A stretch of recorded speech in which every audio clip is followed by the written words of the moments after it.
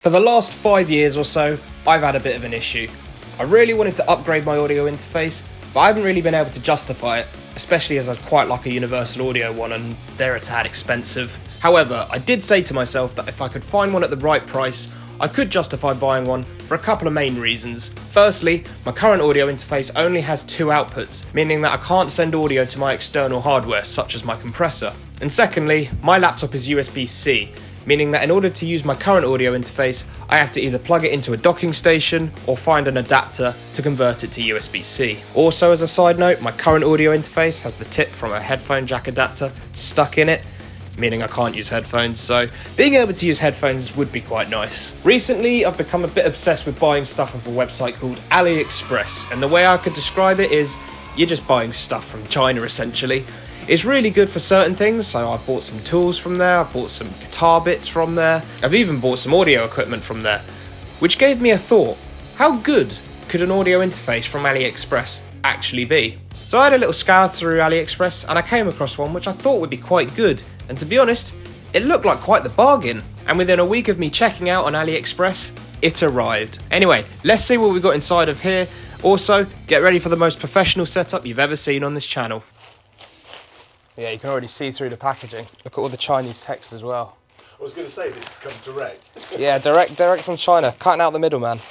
So, let's see what we've actually got in here. It's exciting. I've waited all this time for this. So we've got a nice bit of dent in the box there. This is a one piece. How much would you reckon this is if you saw this on the shelf? With the damage? Let's flip it around. Oh, there's damage this side as well. I mean, you know, like maybe 100 quid, if I'm being generous. 100 quid, okay. It's good to know. So this is also saying ASIO for all, earphone jack, 6.3 plug independent output. That's interesting. It's got both UK, CA and CE.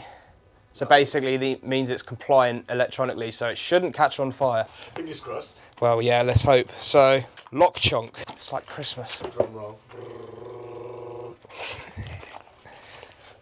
So, quick start guide. We won't read that. And we got some plastic packaging. It's very cold. That is freezing. Have a feel of that. Oh, okay, nice. That is freezing. But I tell you what, first impressions, it's actually looking not too bad. It feels sturdy. Apart from the fact that my shirt's come untucked, this is actually going better than expected. So if we move that to the side, I mean, yeah, if I put that there. I tell you what, this is something that I had wondered might happen. So this is USB-C, or it says it can take USB-C, Okay. but they haven't included a USB-C cable. Annoyingly, that was one of the reasons I bought it, because it had a USB-C capability, and that's what my laptop is. But does that have power? well, it's going to be powered by USB. Oh, right.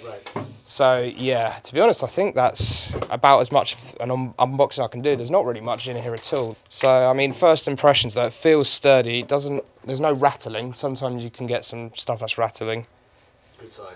Everything seems to be okay. I mean, my hopes aren't that high for the amount I paid, but it says it's 32-bit, so we'll find out. But Nice. yeah, I think now it's just testing it and throwing the box on the floor. Alright, now we're back in my own studio, so we're actually going to test this out and see what it's like. Let's try this out, but annoyingly with USB Type B as opposed to USB Type C. And it's not switched on. Oh, okay, the power source needs to be set to USB B. 3, 2, 1. We have lights. So, it does appear to be working. Or at least it appears to be turning on, so let's actually see what it's like. Maybe I need to set this up with some drivers or something? But I didn't think you needed to set stuff up with drivers on Mac. So, I might have made a bit of an error just there, and it was getting recognised, but I think I might have run into an even bigger issue than that. This is not what it seems. If you're like me, you'd be looking at this thinking, oh, okay, it's got 4 microphone inputs, and on the back, it's got 2 stereo outs. What this actually seems to have, 1 output, but through 2 different stereo outs. 1, 2, 3, 4. Not 1, 2, 1, 2. And only 2 ins, despite there being 4. So this button here seems to be like a stereo one, so by the looks of things, we've got a signal coming in channel 1, now it's plugged into 1, and 2, now it's plugged into 2. So yeah, channel 3 is coming through 1, and channel 4 is coming through 2. Right, so I've now plugged this in. And this is from the other output, this is through 3 and 4. It's the same, but just very quiet. Okay, so although I'm, to say the least, disappointed that this only has 2 inputs split across 4, let's see how they sound and if there's any latency, because it still might be a good interface, just not very well labelled. I've got my bass here, it's plugged in. Let's see if we're going to get any latency from this audio interface. I mean, that sounds all good here.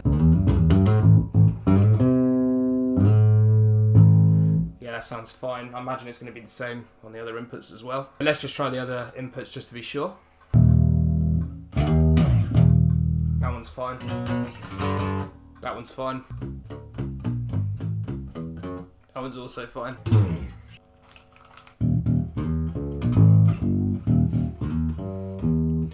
And yeah, no latency in the headphones either. But what about recording?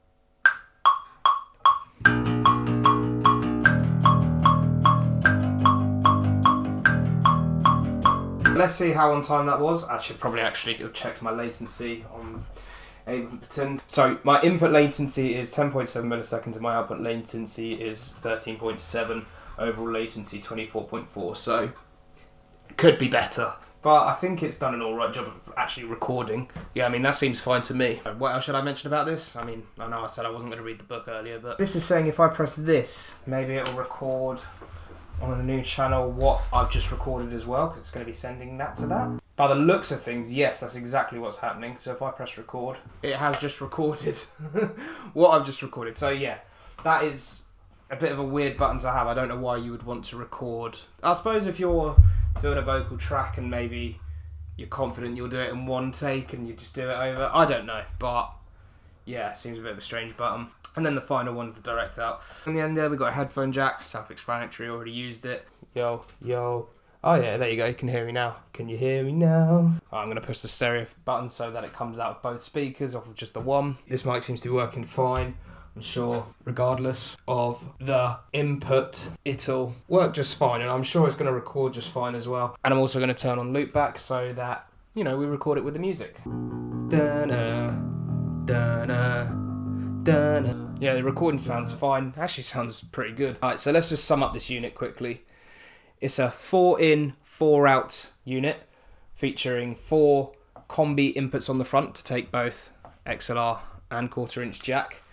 However, it's actually only 2 channels, with channels 1 and channel 3 coming through the left, and channels 2 and channels 4 coming through the right. And while it does imply it's got 4 outputs, it doesn't imply that they're all the same, but that's what you get. You get channels 1, 2 coming out of channel 1 and 2, and channels 3 and 4 also coming out of channels 1 and 2. You do get the choice of power through either a USB Type B cable, which comes with the unit, or USB-C, which doesn't. I sort of assumed it did, I don't know why. If I'd known it hadn't, I probably would have ordered one alongside the unit from AliExpress, but I didn't. I'm not going to go out and buy one to try it anyway. You got a 48 volt switch, which I'm going to guess is for phantom power. Could be wrong there, probably should look it up. And then you've also got a Kensington lock on the back, which is quite impressive. Yeah, and aside from the 4 inputs on the front, you've also got one for the main out and then one for the line out / headphones. And then you got these 3 buttons. One to choose whether you want to record mono through the inputs. One, whether you want to record what is being sent to the channel underneath while you're recording, as we saw with the little singing episode. And then finally, you've got direct monitoring so that you can hear what you're playing into the unit. Alright, it's conclusion time. Now, I've been sat on this video for a little while. I mean, today's the 23rd of May. I recorded the rest of this video way back in January.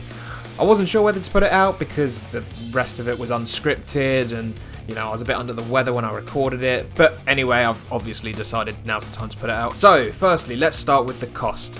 Now, after shipping and taxes and all that other good stuff, I paid a whopping £39.90 for the audio interface. If you're from a country where the price doesn't normally include taxes, then that would be £33.25. But I suppose this conclusion comes down to just one question really, which is, Would I recommend this audio interface? I mean, when I was testing it, it sounded pretty good and it is cheap.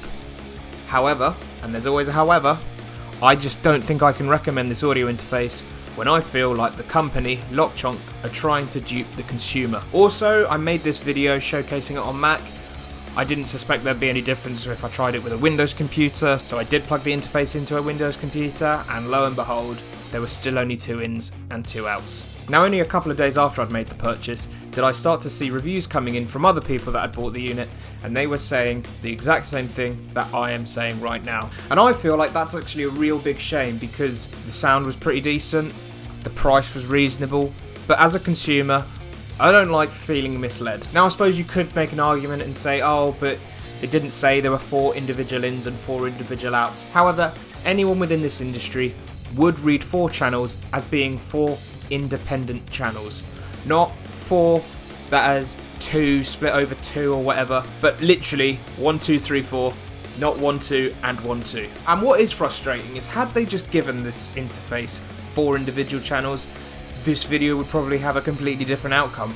I mean, I would probably still have the unit, and I would probably still be using the unit, you know? like as I mentioned at the start of the video, the primary reason I bought this interface was so I could use it with my external hardware, and I can't use my external compressor with an interface that only has 2 outputs. And this video isn't sponsored by anyone, so it's not sponsored by AliExpress, and it's obviously not sponsored by Lockchonk, but I have to say credit where credit's due. I was able to return this interface for a full refund.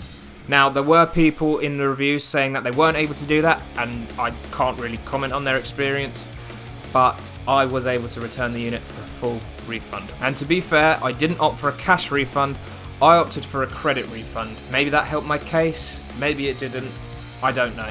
So, I guess if I had to sum this experience up, be careful what you spend your money on. If you've made it this far into the video, massive thank you for watching.